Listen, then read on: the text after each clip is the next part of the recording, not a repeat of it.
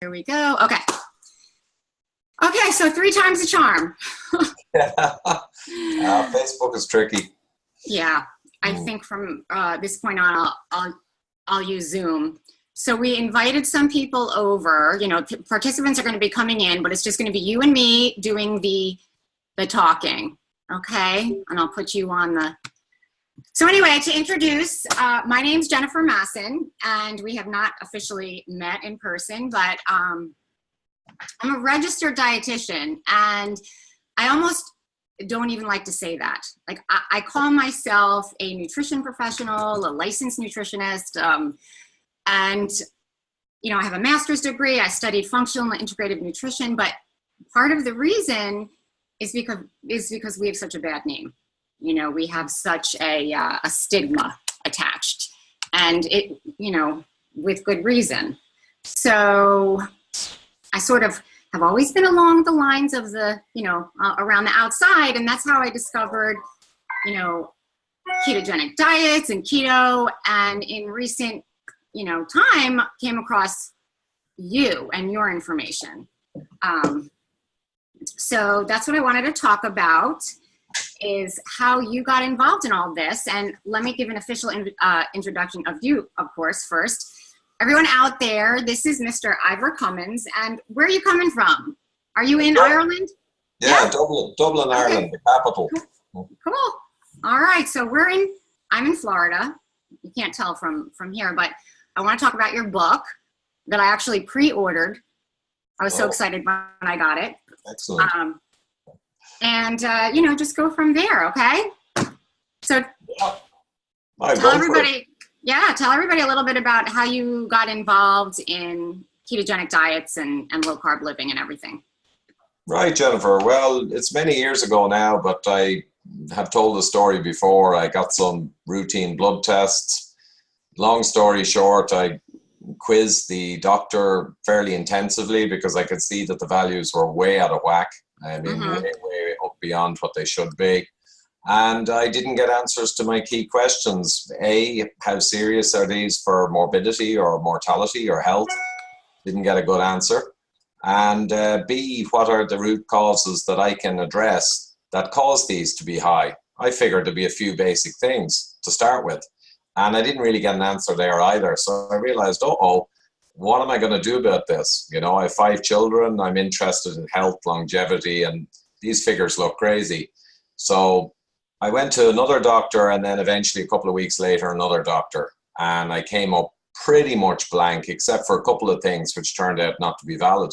So I'm a professional problem solver in the complex engineering sphere myself. I have a biochemical engineering degree. So I realized I can do my standard thing and just research these blood markers and research all the biochemistry that causes them to go high. Right. And I did. No, and that is great. I know your story. You know, I know what happened, and I just want to let you know that on my end, we have a similar story. My family. Right. My husband's a physician. Okay, no, he's a physician. That is great. I know your story. There we go. He's a physician, and we went through the same thing where he decided to go on a low carb.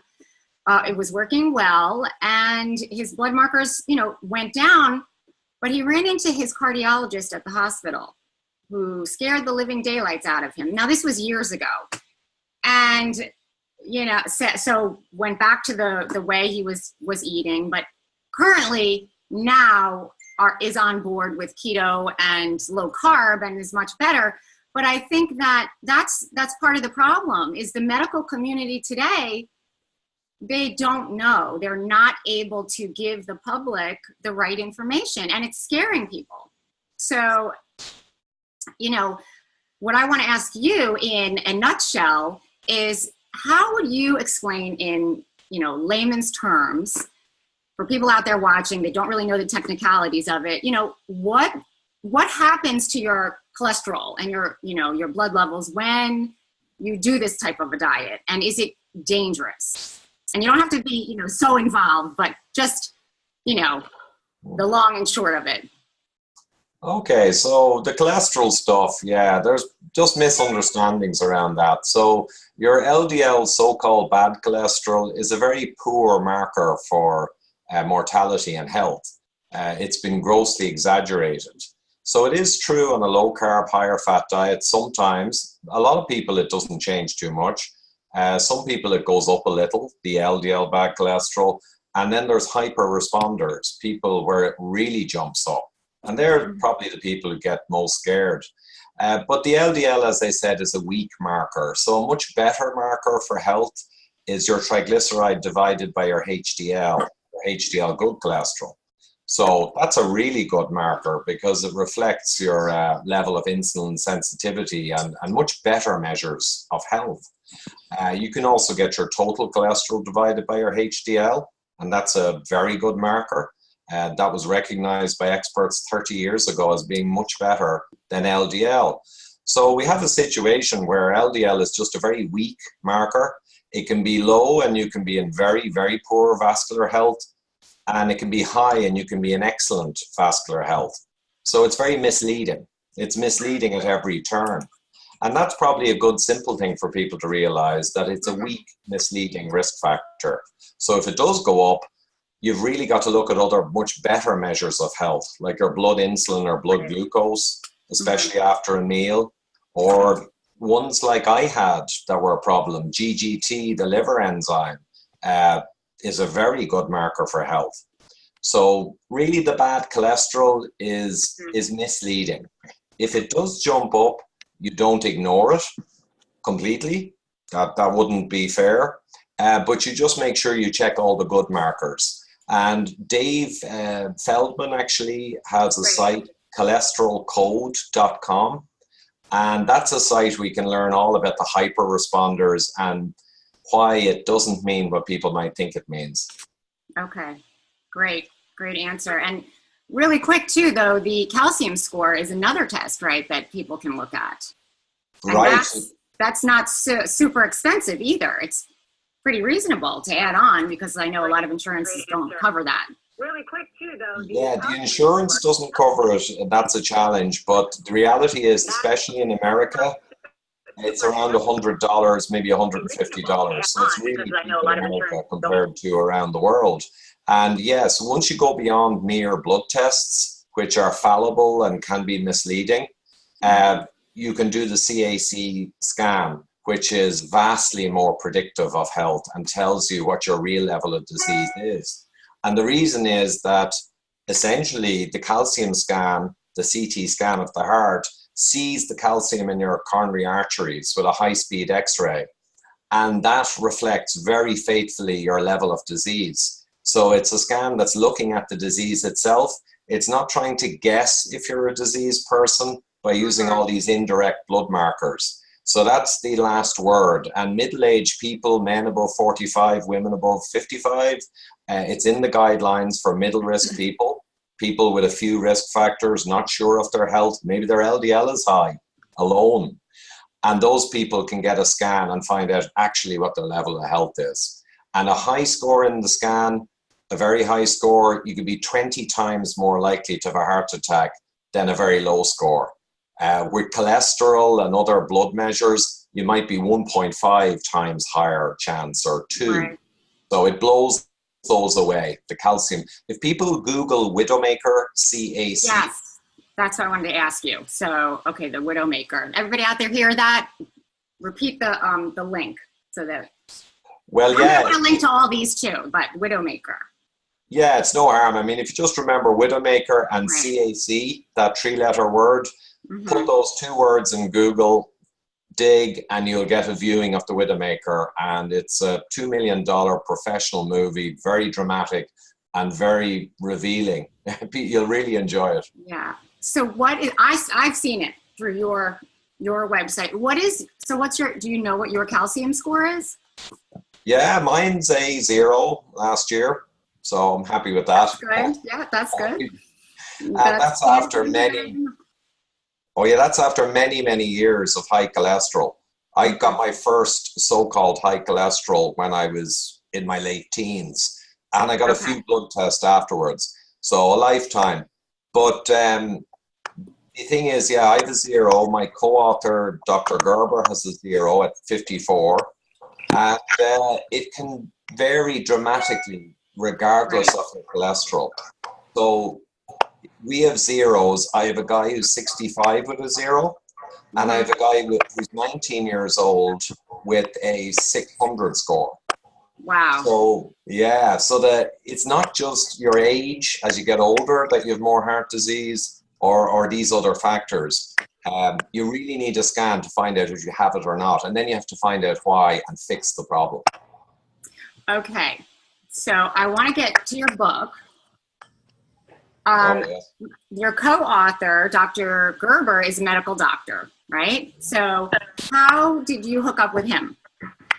Well, it was some time back around 2013, and basically, or maybe 14, I sent out the cholesterol conundrum, a talk I gave that was very, very popular. And within days, a lot of people began to contact me, including Dr. Gerber. Okay. And he basically found me on YouTube, commented publicly, said, "Hey, Ivor, we got to collaborate."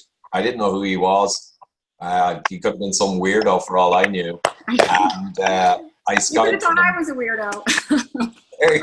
Well, I'm out there now, but at that time, it was the first time I was publicly out there by releasing that video of that lecture. Yeah. I will say that this is probably one of the best books that I have read and seen explaining what happens and why it's important and why you shouldn't be afraid. And the recipes are, there's a lot of really good recipes. Have you made any of these, the recipes that are in the book? I've made a few of them, yeah. My wife has made a few. I focused more on the science side of the book, and Jeff was great because he dealt with our professional chef, Ryan Turner, who did all the recipes. So I've eaten several. The pizza is really good, I'll say offhand. But even the liver, and I'm not crazy about liver generally, so there's a liver recipe in there that makes it a lot more appetizing than normally. Yeah. Liver's a tough one for a lot of people, I think. But I think pate is a much easier way for some people to get hold of all the nutrients in liver. So it's a handy tip. No, that is great. And I want to ask you one sort of last question, but the movie documentary that's been going around, The Magic Pill, which I'm sure, have you heard of that? Have you seen it? Oh, yeah. I had a quick look. Speed watched it. So what do you think about that? Or do you have any thoughts that... Yeah, I thought it was fine, and it's good to get some of the advantages of keto out there. I would not have overstepped the mark talking about autism and cures in very emotive diseases. I'd hold back from that because I think low carb and keto sells itself just based on diabetes and obesity, the biggest diseases in the world, and heart disease. And I just think you're going to attract flack if you start getting into autism and cancers. So I would have held back a little there, but it was a great movie overall to show all the benefits and real people benefiting. It was a great job that I think it was Pete did that one. That's the only criticism. And it's not even so much a criticism. It's just something I wouldn't choose to get into. I don't think the time is quite ready yet to get into those topics. I did see when you were on the dietdoctor.com website with the professor, what was his name? Mike Gibney, I think, right? Was that it? Mike Gibney, that was amazing. And I could see the back and forth, but what I wanted to ask you is, how do you best respond? You did a very good job, by the way. And if you guys, anybody out there wants to see the dietdoctor.com, to people that are in, the education world, that are still, thinking a calorie is a calorie, in and out. And I was looking and thinking, well, this man is not in the trenches like some of the internal medicine and family doctors that are out there and that see everything going on. Yet this guy kept saying, a calorie is a calorie. And I can tell you from my experience in clinical nutrition, what I was told I had to tell people just didn't work. And when I started doing things differently the way I wanted to, that's when I was getting better feedback. So, yeah, the calorie, it's also called CICO, calories in, calories out. So some people call the people who push that theory psychopaths. It's a clever but false suggestion. And the reason it's clever is it's a simple soundbite. It sounds reasonable and logical to most people. So it's a winner on television. It's a winner for Coca-Cola and the food companies because it puts the blame back on the people. So it's a winner on many, many fronts. And it's a half-truth. Calories are important. There's no question. But it's not true that all calories are the same. So if I eat refined carbohydrate and vegetable oil calories and junk food calories, 1,800 a day, I target 1,800, but over time, I get more and more hungry, insulin resistant, overweight, I eat more and more, and I can't control on a daily basis what I'm eating if I'm eating the wrong foods. So all of the evolutionary appetite control systems from GIP in our upper gut down to GLP-1, PYY in the lower gut, all these systems of control of what you eat and managing your weight depend on what comes down the hatch, what type of calories. So if I eat nutrient-dense fatty meats and low-carb above-ground vegetables and a healthy low-carb diet, my ability to auto-control my calorie intake and achieve a reasonable body weight is massively enhanced. So it's a clever falsehood. It's theoretically true at one level, but you can even break it with simple things. 100 calories of protein gives you different absorbed calories than 100 calories of carbohydrate because of thermogenesis of protein. Alcohol gives you different actual calories than carbohydrate does, even though you eat the same 100 calories of it. So it's false even at the simple technical level. But what I first described and how it affects your bodily weight control systems and appetite control, that's the massive deceit. You cannot successfully count your calories each day. If you eat an extra 30 calories or 40 calories a day over 20 years, you'll get obese, theoretically. How can you count calories? You can't. It has to be automatically done with a feedback system. And modern processed refined foods throw an enormous spanner into the work of that feedback system. So the food companies love that. I know Professor Gibney works on behalf of ILSI and other food companies, and that's okay. But yeah, I think you may consider the simplicity and falsehood of all calories are equal. I agree. And I just want to, I know you're super busy. You've got a lot going on. So I'll end it here. And I just want to say thank you so much for agreeing to meet with me, I guess we could say. And I'm going to put links to your book and also your blog, The Fat Emperor. But in your emails that you send, you say, telling it like it is. What is the tagline?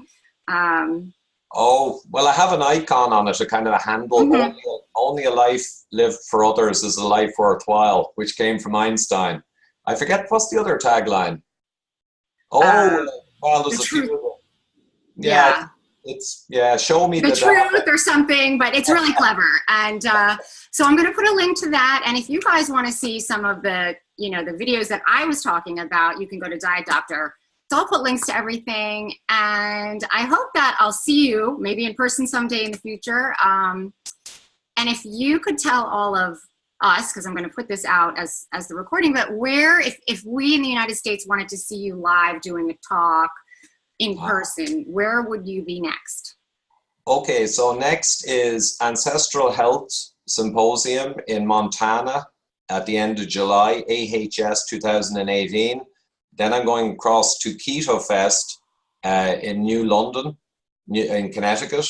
Okay. Yeah, and then I'm going across to San Diego to Low Carb USA at the end of July. So I have a whirlwind tour. Yeah, there's the Low Carb USA, I went to the last one that was in West Palm. Do you think you'll be going out there in January? Because I know they're going to do another one. They do one out there. The one in West Palm is much smaller. Yeah, it's a small. I was at the West Palm one. I think the first year it was on, maybe not last year. But possibly, yeah, it's probably next February, possibly. But I'm in Houston, Texas as well at a massive low carb conference that's just been released for Houston, Texas. Oh, good. Okay. That'll be going around Facebook and everywhere. People can Google it. Low Carb Houston or LC Houston. Very reasonably priced, subsidized to keep it accessible to people. That is great. That's so great. And keep doing that work that you're doing and spreading the word out there. And I guess we'll be seeing you, okay? So, great stuff, Jennifer. Catch you again soon. Thank you so much. All right, bye. Bye now.